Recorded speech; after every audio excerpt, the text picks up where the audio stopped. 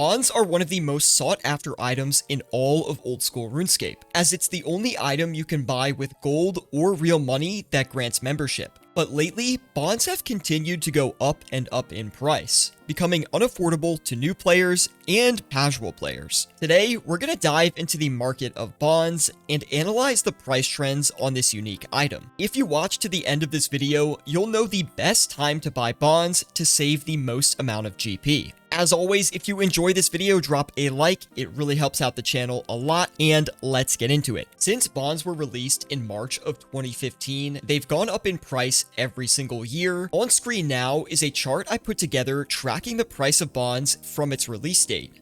As you can see, bond prices moved at a somewhat reasonable pace for the first few years, but then in 2021, prices really took off. From the release date of bonds to today, bonds have gone up about 812% in price, which is insane. It's clear that bonds have only gone up in price every single year, with the trend getting worse in the later years. But there are times of the year and specific in-game events where bonds get significantly cheaper compared to their average price. Because of this, I analyzed every time bonds took a price dip, and I narrowed it down to 3 main events: leagues, major PVM updates, and bot bans. First, let's take a look at Leagues events. If you've played through a League event in OSRS, then you know a ton of players sink the next month of their playtime into progressing as far in the League as possible. On the chart here, every time a League has released, we've seen bond prices continuously go up for a week or two. I compared the release date of each League with the bond price from launch day to the price 2 weeks later, and in every single case, bond prices were higher 2 weeks later.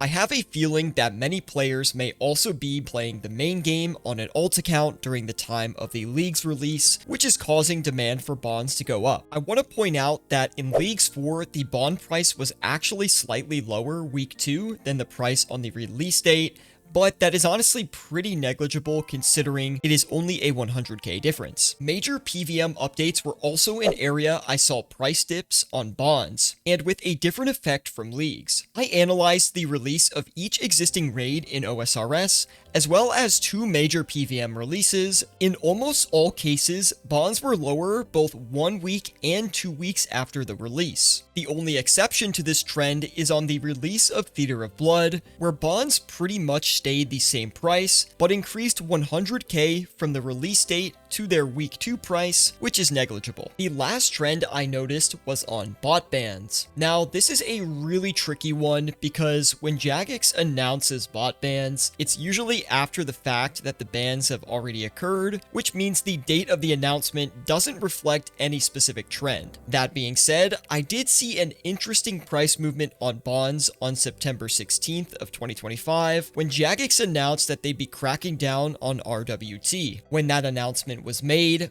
bonds were at a price of 15.1 mil, and only 2 weeks later, bonds had dropped to a price of 13.6 mil, which is about a 10% decrease on their price. The data suggests that this is a combination of Jagex banning some of the larger RWT players, as well as an increase in bond purchases from players trying to get gold, as RWT was no longer seen as a safe option. Now, based on all of the data, when should you look to make a large purchase on bonds? From everything I saw, my recommendation would always be around leagues or major PVM events, and to generally ignore bot bans. With leagues, 4 out of 5 times, the price of a bond was higher after 2 weeks compared to the release date of the bond. So buying your bonds right before a league event starts is a decent way to get a good deal. Buying bonds before leagues is a more optimal strategy for players who are looking to flip bonds instead of getting a discounted purchase,